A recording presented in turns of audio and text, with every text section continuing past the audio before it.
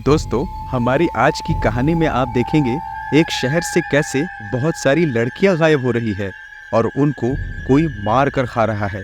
और दोस्तों, इस कहानी के सस्पेंस से जब पर्दा हटेगा तो आपका दिमाग हिल जाएगा और मुझे यकीन है कि आप आखिर तक ये नहीं जान पाएंगे कि असली कल्प्रिट है कौन। तो देर नहीं करते हैं और कहानी की शुरुआत करते हैं। हेलो एवरीवन, मैं हूं अनुराग और आप देख रहे हैं वॉच आवर पॉइंट और हमारी आज की मूवी है हिडिंबा। कहानी शुरू होती है और हमें एक जंगल का दृश्य दिखाया जाता है जहां एक बच्चा अपने बाप से खाने और भूख के बारे में पूछ रहा होता है। वो आदमी जिसका नाम रेड्डी होता है वो बताता है कि भूख ही भगवान है और जब भी किसी एक जीव को भूख लगती है तो दूसरे जीव की आयु कम हो जाती है। और हमें एक मास को भी दिखाया जाता है। सीन शिफ्ट होता है और बहुत सारे न्यूज़ चैनल्स को दिखाया जाता है जिस पर एक ही न्यूज़ चल रही होती है जहां पर हमें पता चलता है कि हैदराबाद से बहुत सारी लड़कियां गायब हो रही है। उनके साथ क्या हो रहा है कोई नहीं जानता और पुलिस के पास भी इसका कोई जवाब नहीं होता है। जिसके बाद बहुत सारे लोग पुलिस हेडक्वार्टर का घेराव करते हैं और पथराव करते हैं। आगे सीएम साहब के प्रेस कॉन्फ्रेंस में भी मीडिया कड़े सवाल कर रही होती है। साथ ही हमें ये भी दिखाया जाता है कि एक और लड़की गायब हो चुकी है। आगे केस को सॉल्व करने के लिए आईपीएस आध्या को बुलाया जाता है और उन सभी केसेस को पहले से ही पुलिस ऑफिसर अभय हैंडल कर रहा होता है। अभय और आद्या एक ही पुलिस एकेडमी के कैडेट्स थे और पहले एक दूसरे से प्यार भी करते थे, मगर किसी वजह से दोनों का ब्रेकअप हो गया था। अभय वहाँ पर बताता है अब तक जो भी लड़कियाँ मिसिंग हुई है वो किसी न किसी एंगल से कार्तिक हॉस्पिटल से जुड़ी हुई है। उसे एक सीक्रेट इन्फॉर्मेशन मिली होती है कि उस हॉस्पिटल में ऑर्गन्स की स्मगलिंग हो रही है, मगर एसीपी दुर्योधन कार्तिक हॉस्पिटल के पक्ष में बोलता है। अब आगे अभय और आद्या दोनों साथ में मिलकर केस की तहकीकात करने लग जाते हैं। सब तरफ छानबीन करने लगते हैं। अभी तक 16 लड़कियां गायब हो चुकी थी, जिनमें से 3 लड़कियों का फ़ोन भी गायब होता है। इसीलिए आद्या पुलिस के साइबर एक्सपर्ट को सभी विक्टिम्स के फ़ोन की लास्ट लोकेशन का पता करने को बोलती है, जिसमें पता चलता है कि मिसिंग होने के बाद भी एक लड़की के सोशल मीडिया अकाउंट को एक बार ऑन देखा गया, मतलब कि किसी ने उसके फ़ोन को चलाने की कोशिश की है। आद्या जल्द से जल्द लास्ट लोकेशन का पता लगवाती है। लोकेशन एक फ़ोन शॉप का होता है, जहां पर आद्या जाकर शॉपकीपर को डराती है तो पता चलता है कि किसी ने फ़ोन को वहां पर आकर बेचा है। फिर उस आदमी के नंबर से पता चलता है कि उस आदमी के ढेर सारी कॉल्स का लोकेशन कार्तिक हॉस्पिटल ही है। शक की सुई पूरी तरह से कार्तिक हॉस्पिटल पे ही आ जाती है। वो लोग अपने एक आदमी को भेजते हैं और हॉस्पिटल के सर्वर में अपना एक डिवाइस लगा देते हैं, जिससे कि ये लोग हॉस्पिटल के डाटा को एक्सेस कर पाते हैं। और जहां इनको पता चलता है कि डार्क वेब से इनके पास बहुत सारे ह्यूमन ऑर्गन्स की मांग हो रही है, मतलब कि ये लोग लड़कियों को किडनैप करके उनके ऑर्गन्स को सेल करते हैं। मगर अभय कहता है कि हम इन लोगों पर एक्शन नहीं ले सकते क्योंकि हमारे पास सबूत नहीं है। आद्या अपने टीम मेंबर से कहती है कि सभी हॉस्पिटल के एम्प्लॉयज़ का फ़ोन कॉल रिकॉर्ड मुझे भेजो। इसके बाद पता चलता है कि किसी बोया नाम के आदमी के पास सभी लड़कियां बंदी हैं। आगे और पता करने पर पता चलता है कि बोया कोई मामूली इंसान नहीं है, बल्कि इंसान की खाल में शैतान है। उसने कई लोगों का मर्डर किया है, बल्कि कई लोग तो ये भी कहते हैं कि वो लोगों का खून पीता है। वो जिस एरिया में रहता है उस एरिया में पुलिस नहीं जाती। आखिरी बार एक पुलिस वाला वहाँ गया था तो बोया ने उसे सबके सामने चीर डाला था, जिसके बाद कोई भी पुलिस वाला वहाँ पर नहीं गया। लेकिन अभय कहता है कि वो वहाँ पर जाएगा और सबको छुड़ा कर लाएगा। आगे अभय एक बच्चे की मदद से वहाँ पर डॉक्टर के भेष में पहुँच जाता है और अंदर चला जाता है। ऊपर से ड्रोन से आद्या भी उस पर नज़र बनाए हुए होती है। आगे अभय बच्चों के साथ क्रिकेट खेलने लग जाता है। बॉल को अभय हिट करता है तो बॉल उसी कमरे में जाके गिरती है जहाँ पर सारी लड़कियों को रखा गया होता है। वो लड़कियाँ बहुत ही बुरी हालत में होती है। अभय बॉल लाने ऊपर जाता है तो वहाँ पर एक आदमी उसे रोकने लगता है। अभय समझ जाता है कि अंदर कुछ गड़बड़ है, जिसके बाद वहाँ पर बहुत ही ज़बरदस्त फाइट होती है।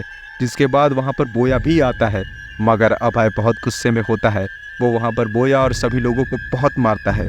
इधर आद्या भी री-इन्फोर्समेंट लेकर आ जाती है, लेकिन अभय अब तक चोटिल हो चुका था, मगर वो सबको बचाने में कामयाब हो जाता है। इधर मीडिया में भी सबको बताया जाता है कि केस को सॉल्व कर लिया गया है और अपराधियों को गिरफ्तार कर लिया गया है। बोया हॉस्पिटल में होता है और उसका इलाज चल रहा होता है, मगर दुर्योधन हॉस्पिटल के ऑनर कार्तिक को कॉल करता है और कहता है कि वो बोया के कुछ कहने से पहले ही उसको बाहर निकाल लेगा। और हम सब जान पाते हैं कि पुलिस ऑफिसर दुर्योधन भी इस ऑर्गन कार्टन में मिला हुआ है। आगे आद्या अभय को देखकर बहुत दुखी होती है क्योंकि वो अब भी अभय से प्यार करती है।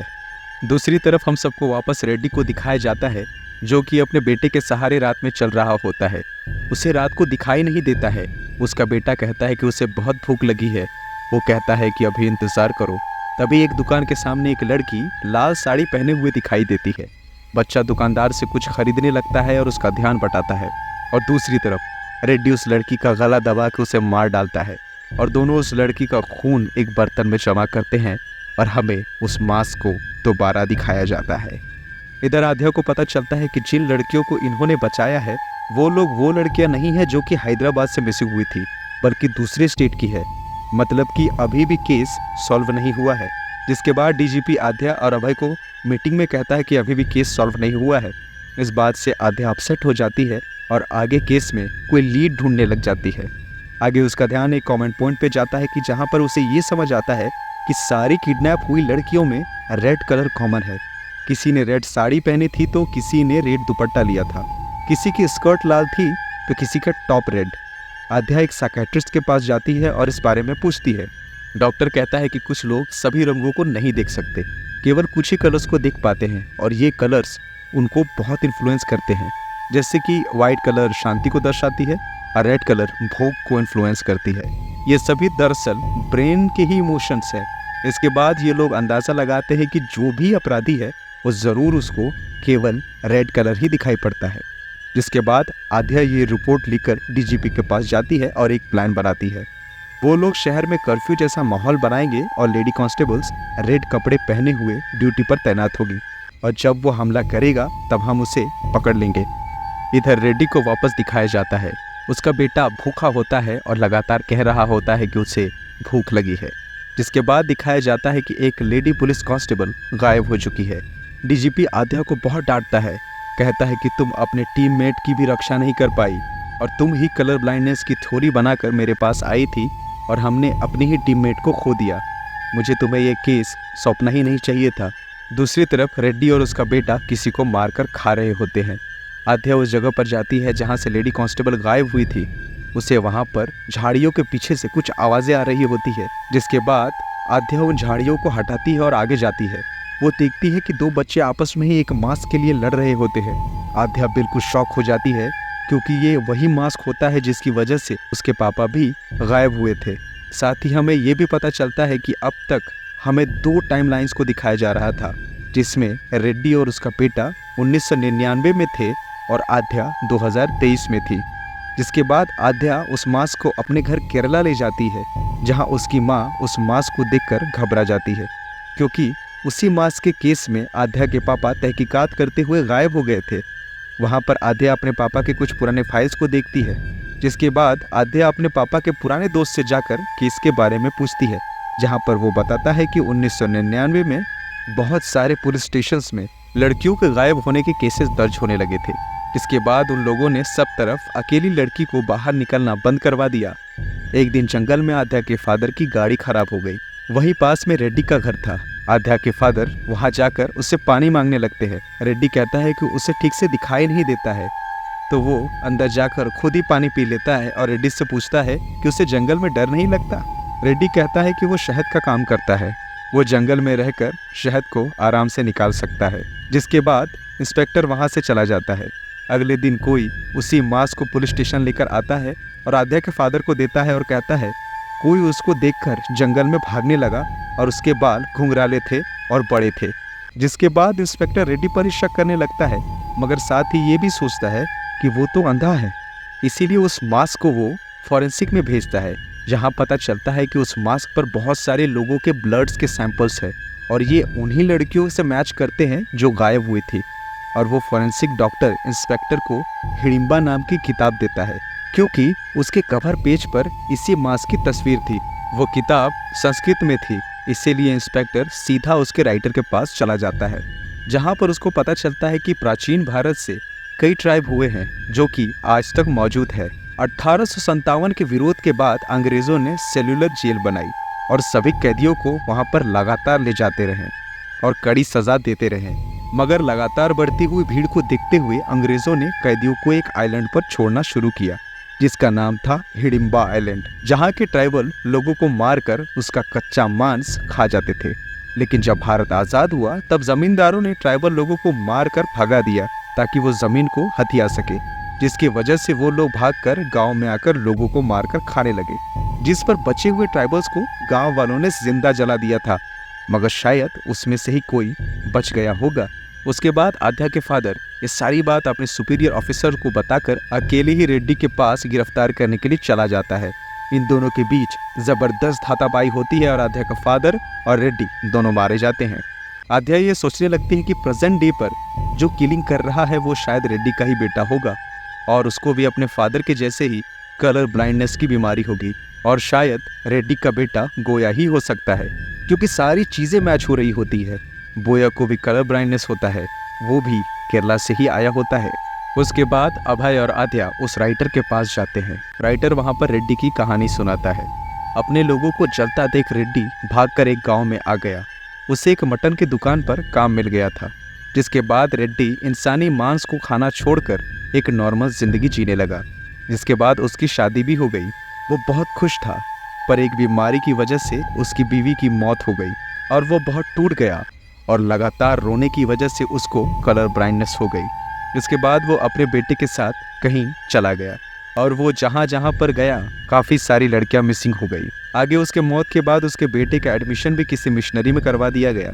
इधर बोया को भी हॉस्पिटल में होश आ जाता है। वो दुर्योधन की मदद से बाहर आ जाता है और बदला लेने के लिए अभय और आध्या पर अटैक करवा देता है, जहां जबरदस्त फाइट होती है और अभय सभी लोगों को बहुत मारता है। और उसके बाद आध्या को अभय उस मिशनरी स्कूल जाकर एविडेंस लाने को कहता है, जहां से ये पता चल सके कि बोया ही रेड्डी का बेटा है। आध्या चर्च जाती है जहां उस बच्चे को ज्वाइन करवाया गया था। वहां के कुछ पुराने फाइल्स को ढूंढने लगती है। दूसरी तरफ अभय बोया का पता कर लेता है और बोया के अड्डे पर जाकर ही फाइट करने लगता है। दूसरी तरफ आध्या को कुछ पुराने फाइल्स के जरिए सबसे बड़े राज का पता चलता है। रेड्डी का बेटा बोया नहीं बल्कि अभय है। असली कैनिबल बोया नहीं बल्कि अभय है। सभी लड़कियों को किडनैप करने वाला अभय ही है। वो सभी लड़कियों को मारकर खा चुका होता है। जिसके बाद अभय बोया को मारकर वापस आ जाता है, जहाँ पर आध्या अब अभय के घर में जाती है। वहाँ पर उस लेडी कांस्टेबल की लाश लटक रही होती है। तभी वहाँ पर अभय आ जाता है और अपने बचपन की कहानी आध्या को सुनाने लगता है। वो कहता है कि जब उसकी माँ मर गई थी तब वो भूख से बेहाल हो गया था। उसका बाप उसे दूध पिलाने की कोशिश करता था, मगर वो नहीं पीता था।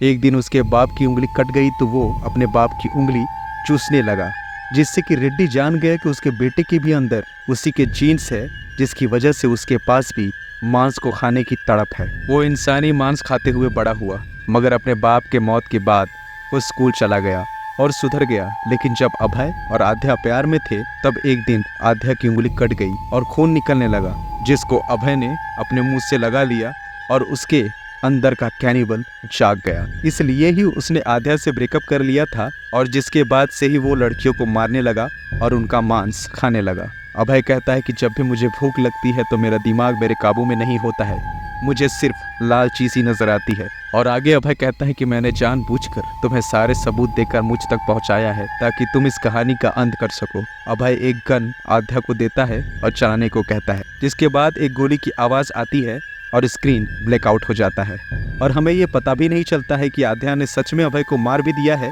या नहीं।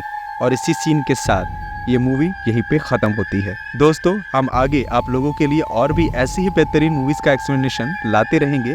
वीडियो पसंद आई तो लाइक करें, शेयर करें और चैनल को सब्सक्राइब ज़रूर करें। Thank you very much for watching. Keep watching, watch on point.